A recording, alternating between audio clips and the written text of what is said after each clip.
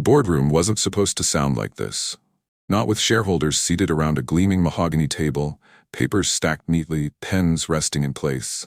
Yet above the hush of whispers and shuffling chairs came a noise no one could mistake. The scrape of shoes against polished floors, the resistance of someone refusing to go quietly. Andreas Cole, the billionaire CEO, whose very name carried authority, had just been ordered out of the room she had fought her entire life to reach. One moment, she was steering a billion-dollar negotiation. The next, two security officers had her by the arms, pulling her from her chair as if she were an intruder in her own house. Gasps rippled through the room. Some executives stared down at their papers, avoiding the sight. Others exchanged uneasy glances, unsure whether to intervene or let the spectacle play out. No one raised a hand. Not yet. Andreas did not struggle wildly. Her posture stayed upright, her gaze steady. She walked with dignity, even as they dragged her toward the glass doors. But the insult was undeniable. A black woman at the head of the table, removed, as if her very presence was a threat. The rival executive who had set this chain of events in motion leaned back in his chair, lips curled faintly, as though he'd scored the final point in a private game. His words echoed long after she was forced out. "You don't belong here." For a moment, silence claimed the space. Not the comfortable silence of focused decision-making, but the heavy kind that makes people shift in their seats, wishing they could leave. That single act, the dragging of Andreas Cole from her own boardroom, was more than humiliation. It was the kind of insult that doesn't stay behind closed doors. It would reach screens, trading floors, and news bulletins across the country. Within hours, the company's gleaming reputation would begin to fracture. Within hours, investors would demand answers, and within hours, the stock price, once a fortress of stability, would stumble. But at that moment, no one in that glass-walled tower could have predicted the phone call Andreas was about to make. The call that would send an empire crashing. Stay with me, because what she did next shook the very core of corporate America. And before I go further, let me say this. If stories like this move you, take a second to subscribe to Echoes of Hope Stories HQ. It helps us bring more powerful stories to light. And I'd love to know where you're watching from. Drop your country flag in the comments below. When Andreas stepped into the elevator, the doors sliding shut behind her, she was no longer a CEO in negotiation. She was a woman who had been told, publicly, brutally, that her seat at the table was conditional, revocable, and unwanted. The executives upstairs thought they had won. They thought dragging her out would silence her. They thought the image of her being forced out would fade into gossip, nothing more. They thought wrong. Because Andreas Cole had built her career on more than balance sheets and profits. She had built it on resilience, alliances, and influence strong enough to tilt markets. And with one phone call, she was about to prove that dragging her out of a room didn't mean dragging her out of power. The question wasn't whether she would strike back. The question was, how deep would the fall be for those who crossed her? Long before the cameras and headlines, before her name was listed among the world's most powerful business leaders, Andreas Cole was just a girl with big ideas and very little to lean on. She was raised in a neighborhood where opportunity rarely knocked, where every success story felt like an exception rather than the rule. Her mother worked double shifts at a hospital. Her father took construction jobs wherever he could find them, and together they instilled in her one unshakable lesson. Your dignity is the one thing no one should ever take from you. At school, Andreas stood out, not because she was expected to succeed, but because she refused to shrink. Teachers dismissed her ambition when she said she wanted to lead companies. Classmates mocked her for carrying business magazines instead of fashion catalogs. Yet she didn't bend. She read until her eyes ached, studied late into the night, and forced open doors that seemed bolted shut. College was no easier. She was often the only black woman in lecture halls filled with young men whose last names matched corporate empires.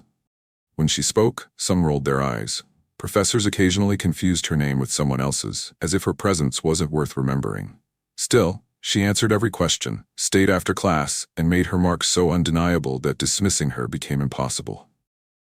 Internships followed, usually in rooms where she was the youngest, the darkest-skinned, and the only woman. She was told more than once she was too aggressive, simply for presenting the same bold ideas her white peers were applauded for. Andreas learned the language of bias early, not a cultural fit, too direct. not what we had in mind. She carried those words like stones in her pocket, not to weigh her down, but to remind her of the path she refused to abandon. Her breakthrough came when she founded her first tech firm, a modest operation run out of a rented office barely larger than a storage closet. She poured everything into it, her savings, her energy, her sleepless nights. Investors brushed her off at first, some even mistaking her for an assistant when she entered the room to pitch. She responded not with anger, but with results. Within 5 years, the company grew into a mid-sized powerhouse, winning contracts thought impossible for a startup led by a black woman. The business world began to take notice. Andreas wasn't loud or flashy. She didn't need to be. Her power came from her calm, measured presence. In meetings where others shouted over each other, she waited, then spoke with clarity that cut through the noise. Boardrooms where people expected her to falter became the very rooms she commanded. The more she succeeded, the more her very existence disrupted the unspoken hierarchy. White men at the top, everyone else beneath. By her mid-40s, Andreas Cole had built not just one company, but a portfolio of ventures spanning technology, logistics, and renewable energy. She became the rare billionaire whose name carried not only wealth but weight. Employees respected her for her fairness. Competitors respected her for her foresight. She walked into boardrooms where whispers still questioned her authority, yet she walked in anyway. Composed, dignified, unflinching. Andreas never forgot the faces of those who had doubted her, nor the countless women and men of color who never got the chance she fought for. She carried them with her, invisible but present, each step a reminder that her success wasn't just personal. It was symbolic. There was something different about the way she led. She wasn't obsessed with dominance. She believed true leadership meant listening, elevating voices often ignored, and proving that profits and principles didn't have to live apart. That was why employees stayed loyal, why unions saw her as an ally instead of an enemy, and why her name in a headline could move markets. Andreas Cole was more than a business leader. She was living proof that dignity could rise above dismissal, that resilience could turn exclusion into influence. Her very presence at the head of a boardroom table challenged an entire system that was never built for her. And that's exactly why her removal was so shocking. Because if even Andreas Cole, billionaire, strategist, leader, could be dragged from her rightful seat, what did that mean for every other black professional told to wait their turn? She wasn't just a leader.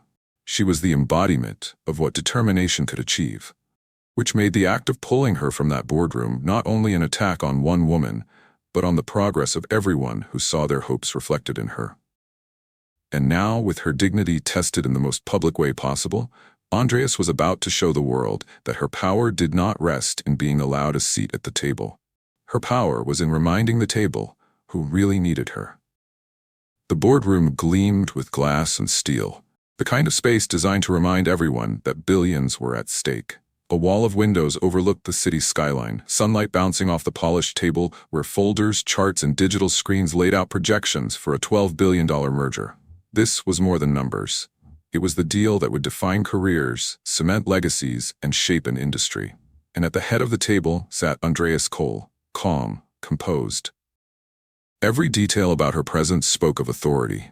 The tailored navy suit, the controlled tone in her voice, the way she glanced through data and cut through what mattered most.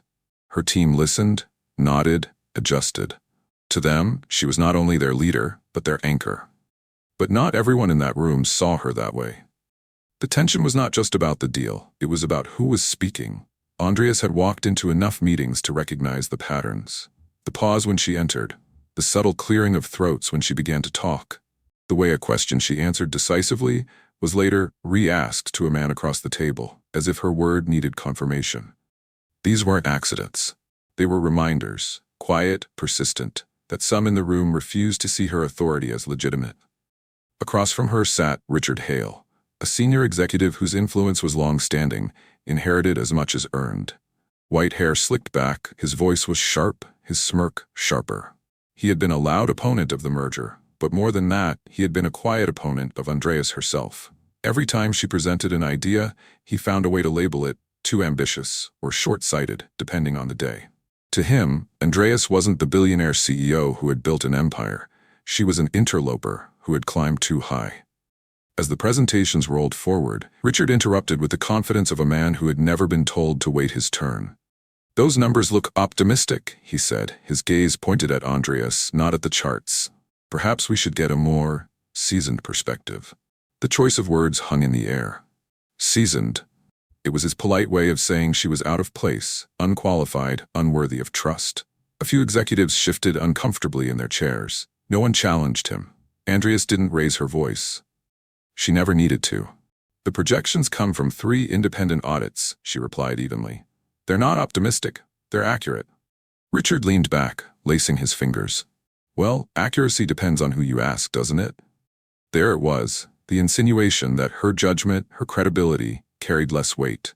Some in the room avoided her eyes, unwilling to be caught on either side of the tension. Others scribbled notes, though nothing was being said that required writing. It was the kind of silence that allowed bias to thrive. Andreas pressed on. She spoke of market expansion, regulatory hurdles, and the opportunity to reshape global networks. Her words carried the force of experience. But each time she finished, Richard found a way to chip at the edges, framing her authority as negotiable.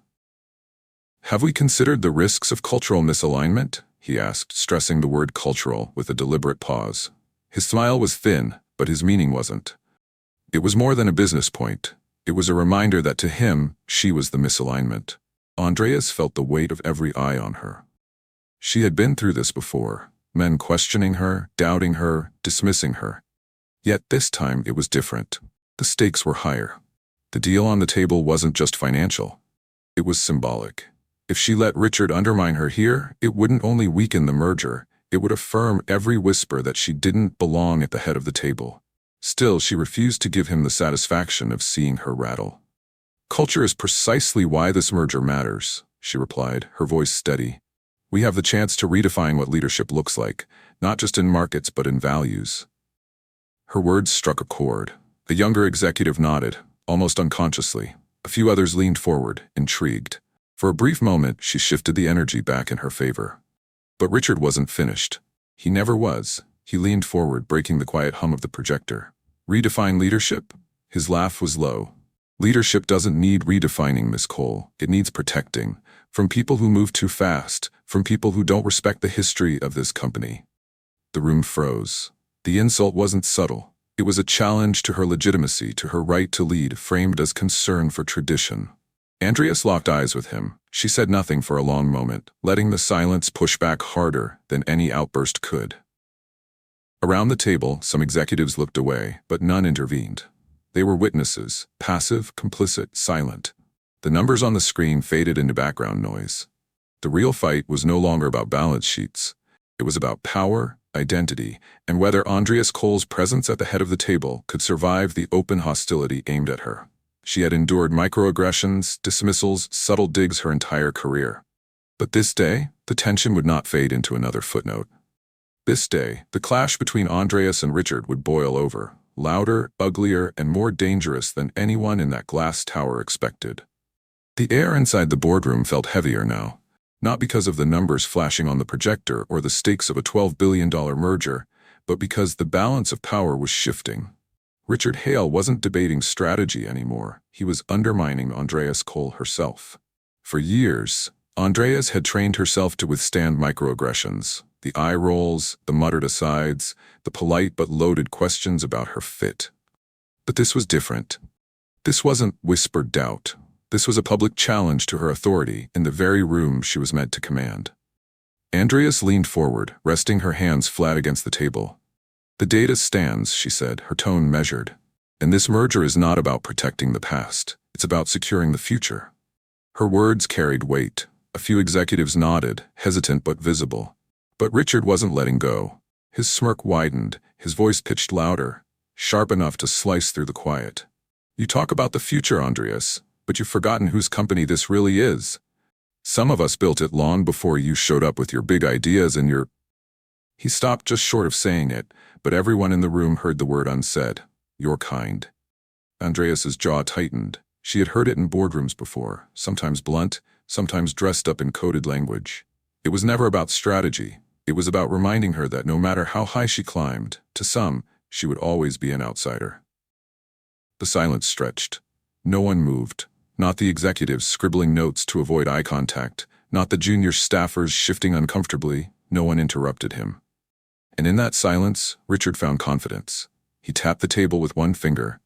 This deal is reckless. It threatens the stability of everything we've built. And frankly, Andreas, you've been pushing your agenda too aggressively. Maybe it's time we admit. Enough. Her voice cut through like glass shattering, calm but unyielding. Every head snapped toward her. She had let him poke, prod, insinuate, but there was a limit. Don't mistake my composure for weakness, Andreas said, locking eyes with him. I have led this company through challenges you wouldn't have survived. And if you think dragging me down will protect your position, you're gravely mistaken. Richard laughed, sharp and dismissive. Gravely mistaken? Look around, Andreas. Do you really think this room is yours to command? Do you think the shareholders will side with you over me? It wasn't just arrogance. It was entitlement, naked and on display. Andreas straightened in her chair. The shareholders care about results, and results don't bend to your bias. The tension snapped like a pulled wire. Richard slammed his folder shut and raised his voice, louder than any corporate meeting should allow. Bias? Don't throw that word at me. This is about leadership. Real leadership, not about making history by putting someone like you in charge. The words landed with force. Someone like you. No pretense. No subtlety. His disdain was racial, unfiltered, and a few gasps broke the silence. One executive dropped his pen. The weight of the statement hung in the air like smoke. Andreas inhaled, steady, controlled. She wasn't going to let him dictate the narrative. But before she could respond, Richard gestured toward the glass doors. You know what? If you want to test who this company stands behind, let's do it right now. Security. The word cracked across the room like a command. 2 security officers appeared at the door. They hesitated, unsure of what they were walking into. Andreas sat unmoved, her hands folded in front of her. The officers glanced at Richard, then at Andreas, then back at Richard. She's done here, Richard snapped. Remove her. The room fell into chaos without a single raised voice. Executives shifted uncomfortably, eyes darting to the floor. No one challenged the order. No one spoke up. Andreas rose slowly, her chair sliding back with a soft scrape. She didn't argue, didn't plead. Her dignity was intact, even as the officers moved closer. You may drag me out of this room, she said quietly, but you can't drag me out of what I've built. The officers took her by the arms, not violently, but firmly enough to strip away the illusion that this was still business. This was humiliation, delivered in front of peers, rivals, and subordinates alike. Gasps rippled again as Andreas was led past the table. The younger executives avoided her gaze, guilt etched on their faces. A few older ones kept their eyes fixed on Richard, silently affirming his authority by their silence. Richard leaned back in his chair, victorious. This company doesn't need symbols, he muttered, loud enough for the room to hear. It needs leaders. The glass doors closed behind her with a heavy thud. But what Richard Hale failed to realize was that this wasn't the end. It was the spark. Because once Andreas Cole was forced out of that boardroom, the story didn't stay there. And within hours, the humiliation she endured would become the very weapon that turned the company upside down. The doors of the boardroom closed behind her, but what had just happened refused to stay locked inside those glass walls. In less than an hour, whispers turned into murmurs, murmurs into posts, and posts into a storm that no one in the company could contain. A junior executive, shaken by what he had witnessed, had pulled out his phone in those final moments when security placed hands on Andreas's arms. He hadn't shouted or confronted Richard Hale. Fear held him still, but his phone captured everything. The footage wasn't grainy or distant. It was clear, sharp, and undeniable. By the time Andreas reached the lobby, the clip was already spreading. A black billionaire CEO dragged out of her own boardroom at the command of a white executive. The images were stark. Her steady composure, the guards at her side, the room full of silent faces, silence that screamed complicity. The first reactions came from employees who had long admired Andreas but never felt safe enough to speak. Anonymous accounts posted messages of support. She was the only reason I stayed at this company. This is what happens when you're too good at your job while black. Then came the avalanche. Business journalists picked up the footage. Hashtags multiplied. Commentators on morning shows replayed the moment on loop. Within hours, the clip was not just a trending topic, it was a national headline. The company tried to contain it. Their first statement was short, stiff, and cold. We take all matters of internal conduct seriously. Today's meeting involved a difference of opinion which required intervention to maintain order. Order. That was the word they chose. Not racism, not bias, not even respect. Order. The public wasn't buying it. Social feeds erupted with fury. Order, one tweet read. Since when does maintaining order mean humiliating a black woman who built this company's future? Another said, they called security on their own CEO because she wasn't white enough for their comfort. Employees, too, began to whisper louder. Stories surfaced of offhand comments Andreas had endured, the constant questioning of her decisions, the quiet sabotage disguised as tradition. One anonymous post said, "We knew this day would come. They never wanted her in that seat." And still, Andreas remained silent. She didn't rush to give interviews or release a fiery statement. She didn't log onto social media to defend herself. She let the world speak for her. Let the footage of her dignity under humiliation carry more power than any angry rebuttal ever could. By evening, news anchors were calling it a corporate scandal. Analysts on financial channels shifted nervously in their seats, speculating about the implications. The stock had begun to wobble, just slightly, but enough for traders to sense instability. The company's name, once synonymous with strength, was now linked to discrimination. In living rooms across America, families watched the footage. Parents told their children, "That's why we work twice as hard." Workers in countless industries nodded bitterly, knowing what it meant to be disrespected even when you had earned your place. Andreas's humiliation was personal to them. It was proof of what they had long suspected, that no amount of achievement could shield you from prejudice. Through it all, Andreas kept her silence. She didn't need to defend her worth to those who had already decided to question it. She knew timing mattered. And she knew power wasn't in the noise, it was in the response. Meanwhile, Richard Hale doubled down.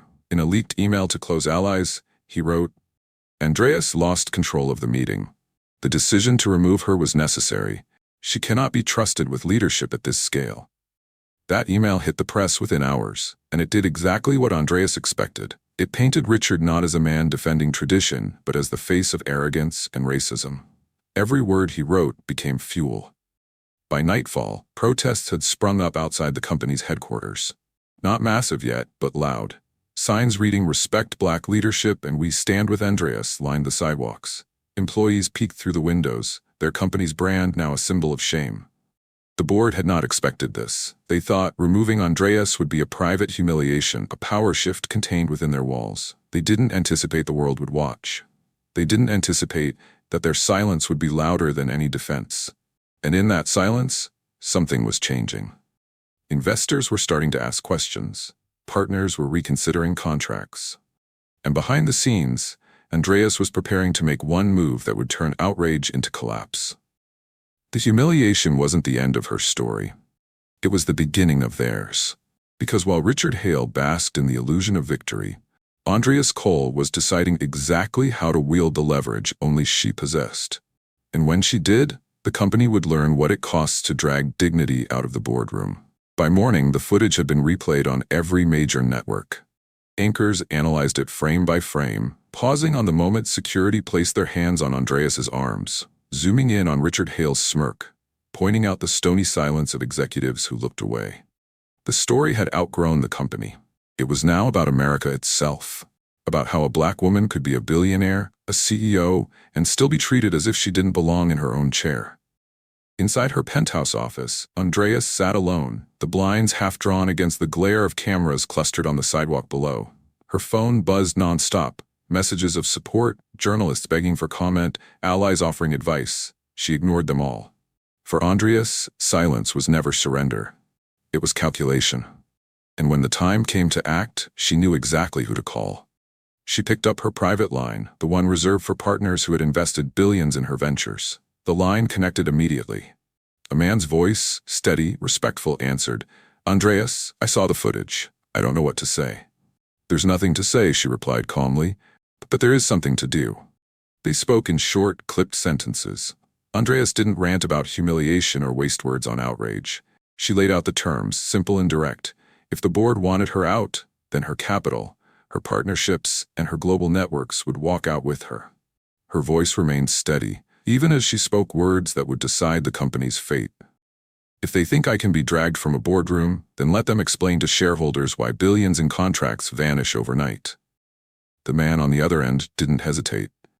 "You have my support." One call became two. Two became four. By noon, she had spoken to sovereign wealth funds in the Middle East, technology conglomerates in Asia, and private equity titans in New York.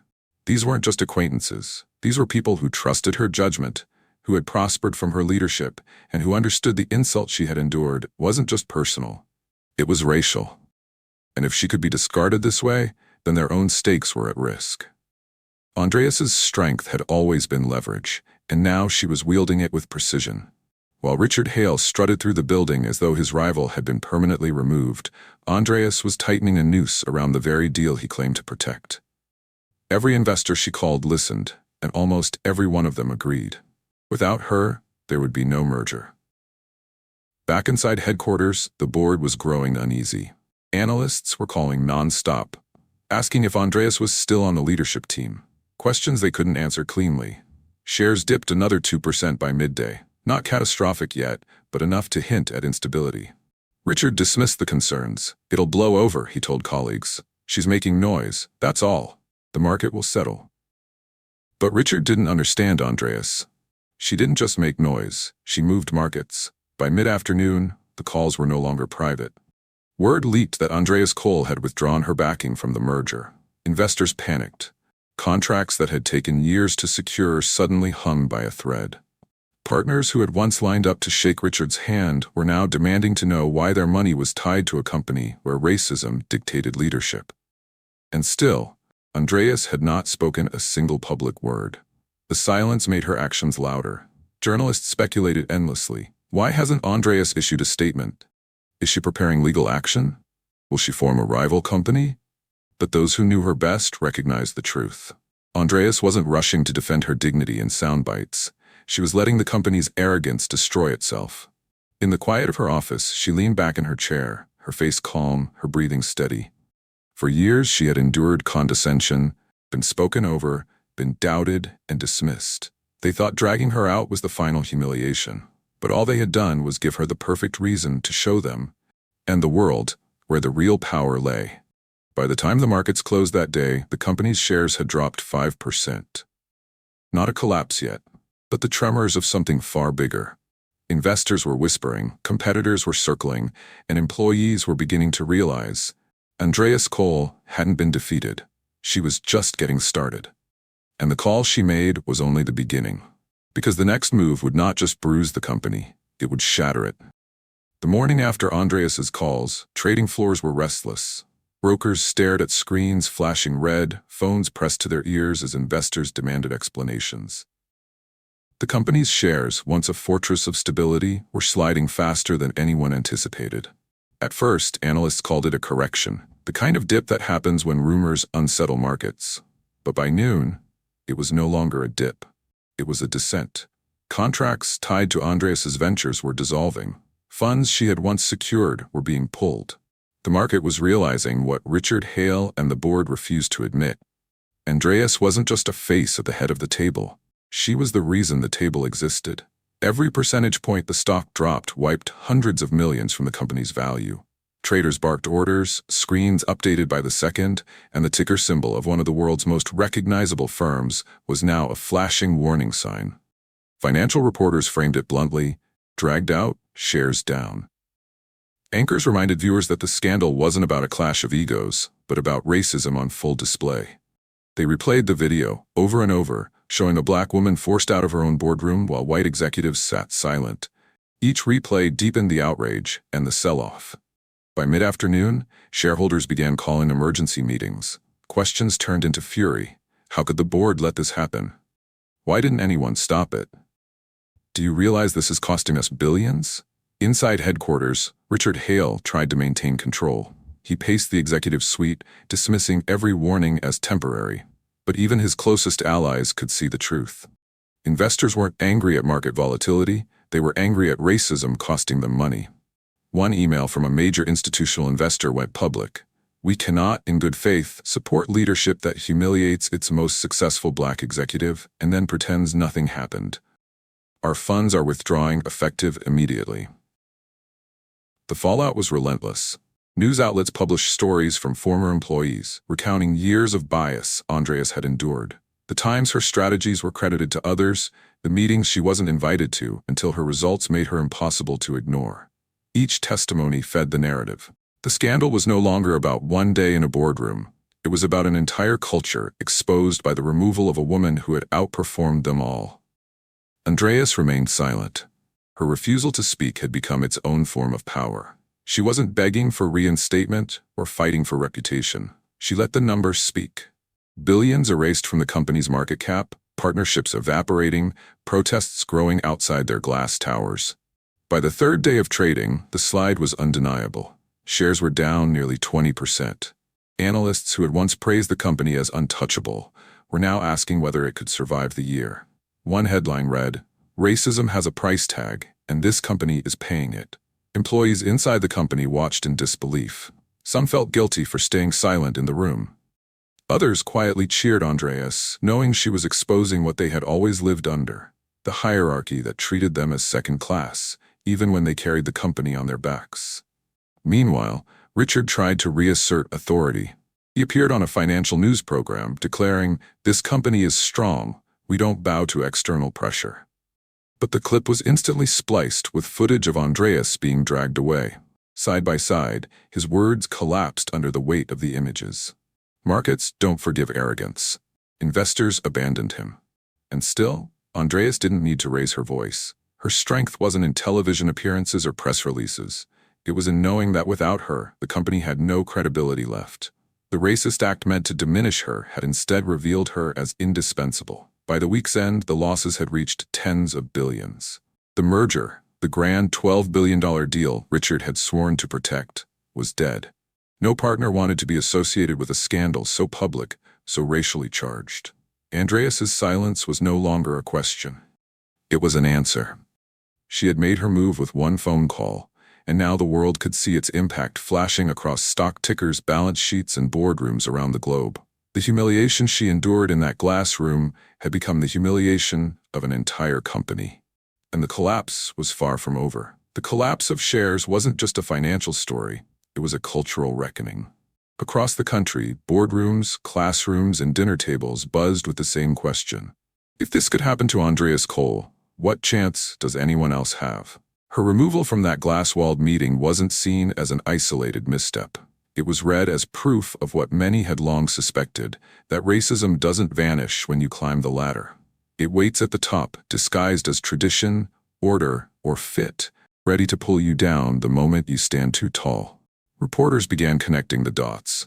They cited studies showing that less than 4% of Fortune 500 CEOs were black, and only a fraction of those were women. They dug into stories of black professionals being denied promotions, being told they weren't leadership material, or being asked to take on the labor of diversity without the respect of authority. Andreas's humiliation became the case study, the visible wound that revealed a much deeper sickness. Students in business schools debated her name in classrooms. Professors asked, "What does it mean when the system punishes excellence because of identity?" Young black women raised their hands and said, "It means we'll always be fighting twice as hard." Social media was unrelenting. Hashtags that began as support for Andreas evolved into broader movements.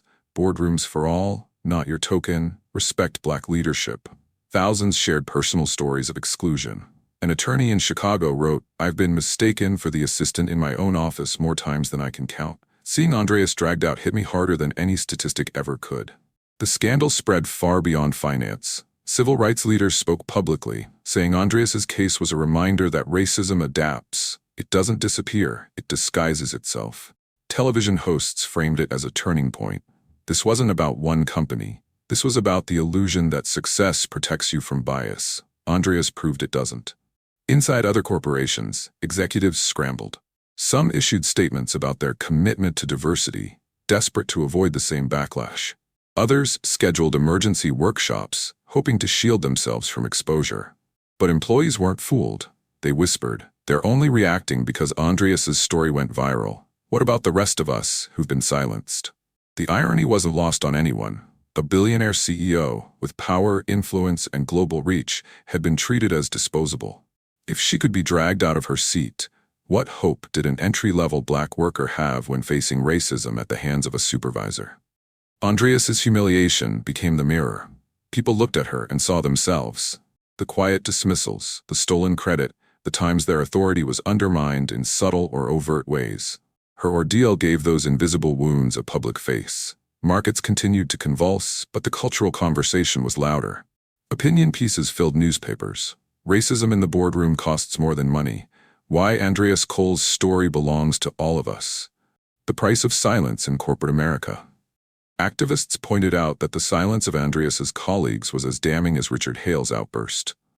Racism survives not just through aggressors, one op-ed read, but through bystanders who choose their comfort over courage.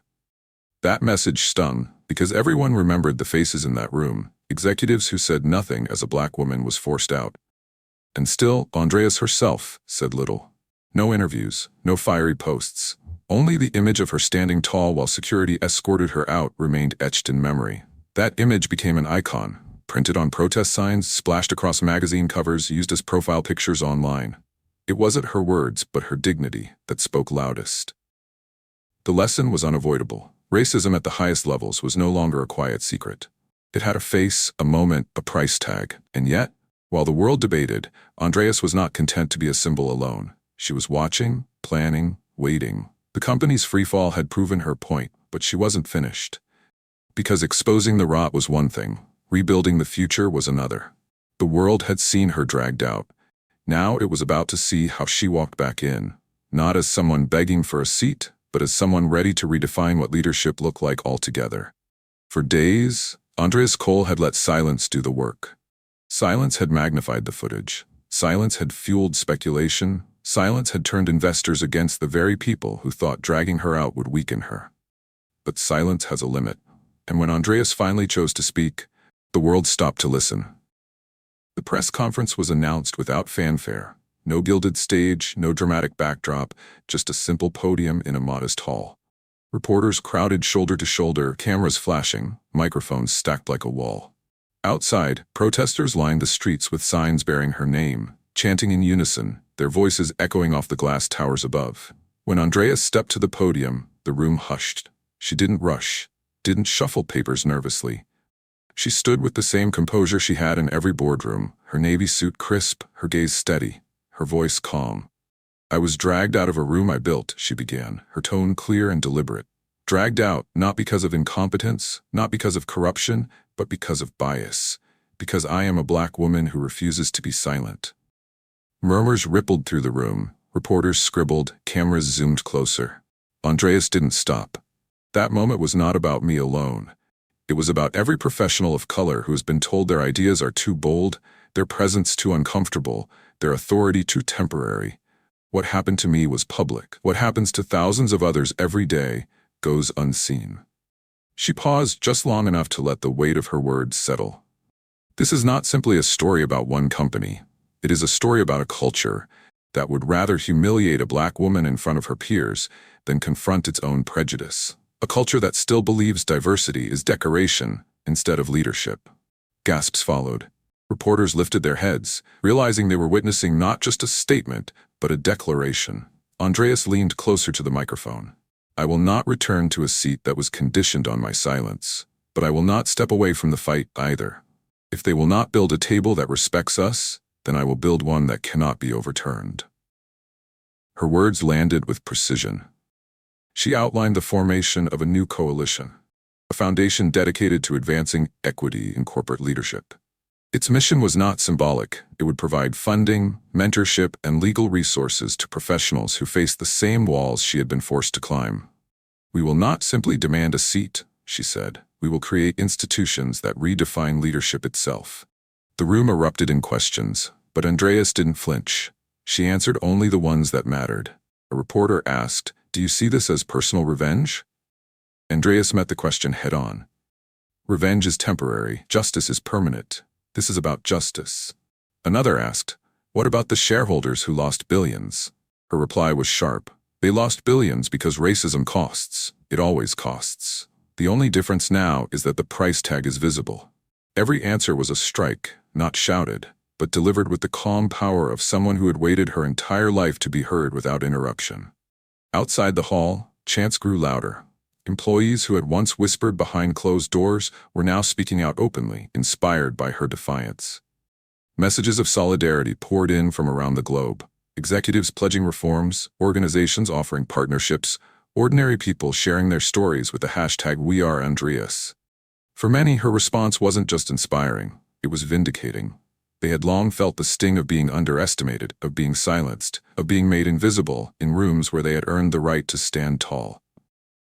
Andreas gave them a mirror and, more importantly, a voice. Back at headquarters, the board watched the press conference with dread. Every sentence Andreas spoke pushed them further into isolation. Investors weren't calling to ask about profits anymore. They were demanding accountability, diversity, leadership change. What had once been whispers of reform were now ultimatums. Richard Hale tried to dismiss it as theatrics. But even his closest allies could see the shift. Andreas had turned their attempt to erase her into a platform that magnified her tenfold. They had wanted to silence her.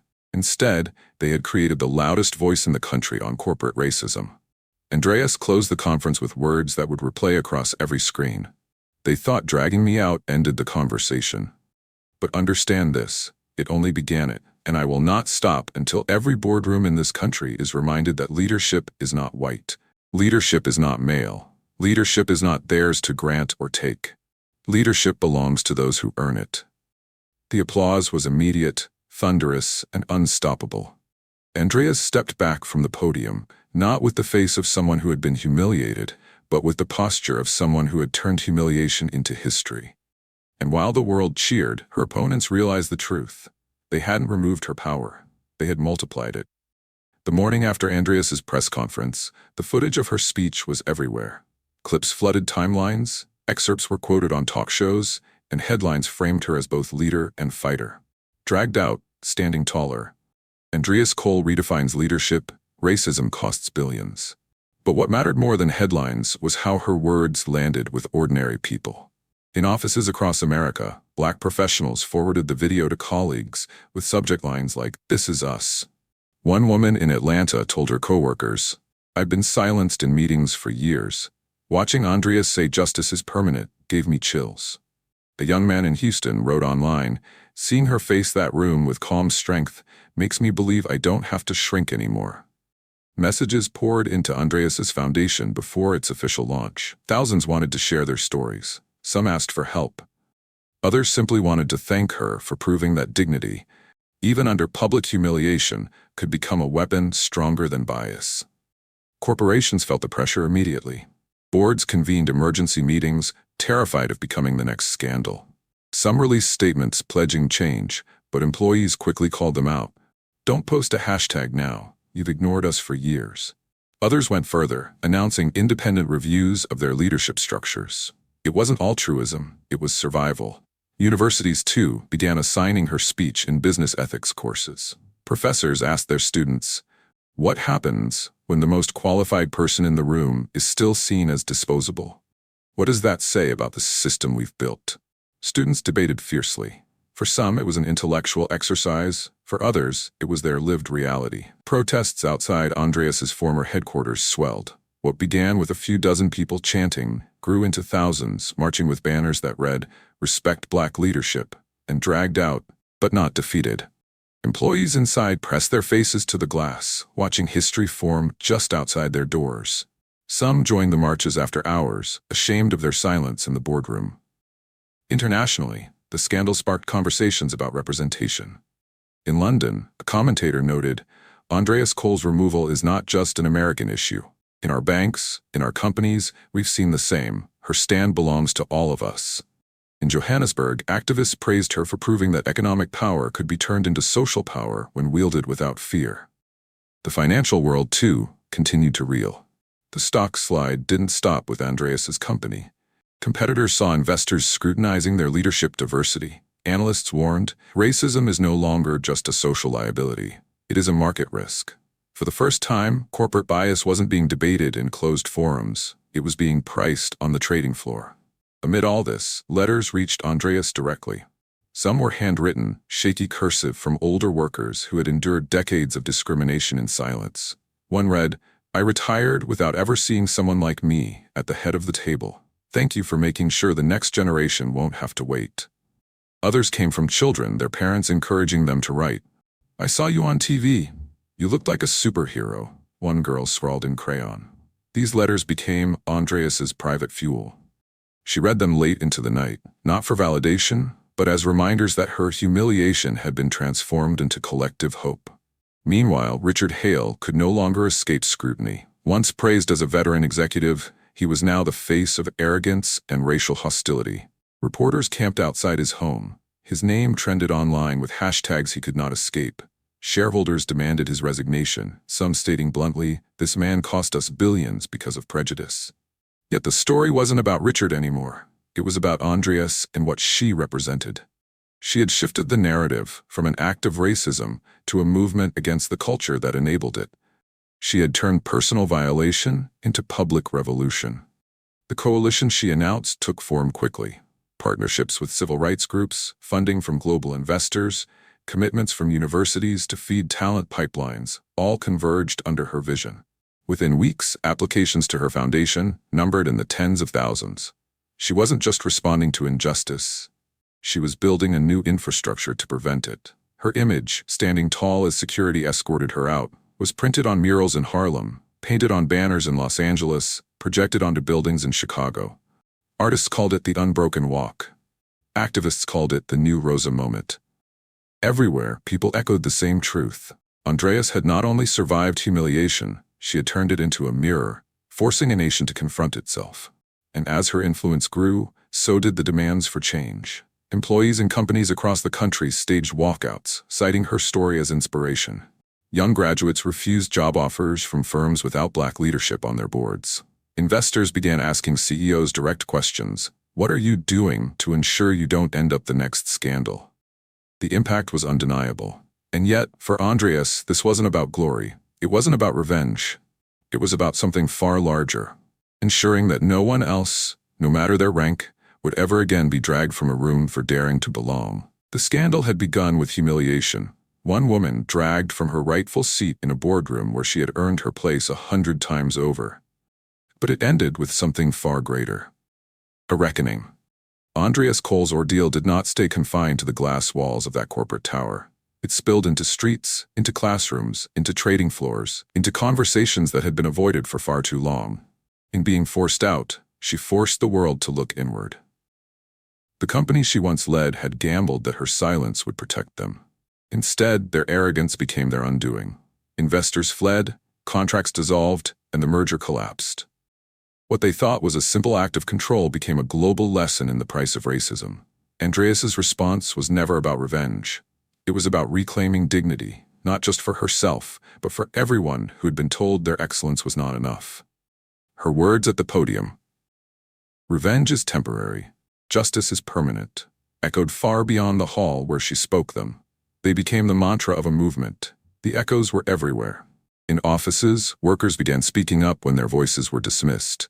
In universities, students studied her case as a blueprint of resistance against systemic exclusion. In households across America, parents pointed to her as proof that silence doesn't have to be the last word. For Andreas, the victory wasn't in watching the company's shares collapse, though collapse they did. It wasn't in Richard Hale's resignation, though his fall was inevitable. Her victory was in watching the letters pour in hearing children call her a hero, in seeing murals of her unbroken walk painted on city walls. Her humiliation had been public, but so was her triumph. She reflected on the irony often.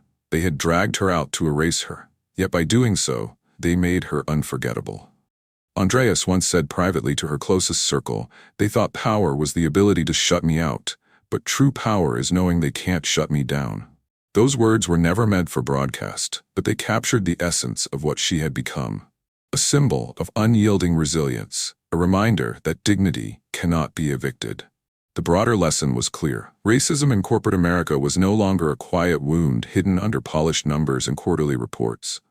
It had a face, a name, a moment the world could not ignore. Investors now understood that bias wasn't just immoral, it was expensive. And that realization would change how decisions were made in rooms once immune to scrutiny. For many, Andreas's story became proof that justice doesn't arrive through silence, nor through comfort. It arrives through confrontation, through standing tall, even when being pushed down. Her foundation grew rapidly, not as a monument to her suffering, but as an engine for change. Young professionals of color found mentors, legal aid, and funding that had once been denied to them. For the first time, leadership pipelines began to widen, not because companies suddenly developed consciences, but because Andreas had made the cost of exclusion too high to bear. The legacy of that day in the boardroom wasn't humiliation, it was transformation. And as for Andreas herself, she didn't return to her old seat because she no longer needed it. She wasn't fighting for a place at their table, she was building a new one. And at that table, no one would ever again be dragged out for daring to belong. They thought stripping me of dignity would keep their power intact. But power doesn't come from exclusion. Power comes from justice. Her words are now etched into memory, not as a corporate soundbite, but as a universal truth. And this is where the story becomes yours, too. Have you ever watched someone silenced because of who they are? Have you ever stood by, or have you spoken up? In moments of injustice, silence is not neutral, it is consent. Andreas's fight reminds us that every time we speak, every time we refuse to look away, we tilt the balance toward justice. So I ask you now, if you were in that boardroom, what would you have done? Would you have lowered your eyes like the others, or would you have stood with her? Tell me in the comments. Share your voice, and as you do, drop your country's flag. Let's show that dignity is not limited by borders, that respect belongs to all, everywhere. If this story moved you, don't let it end here. Subscribe to Echoes of Hope Stories HQ. Join a community that refuses to stay silent, that believes in justice, in dignity, in hope. Because the next story is already waiting. And just like Andreas's, it will remind us all of one thing. Silence may bruise, but justice will always rise louder.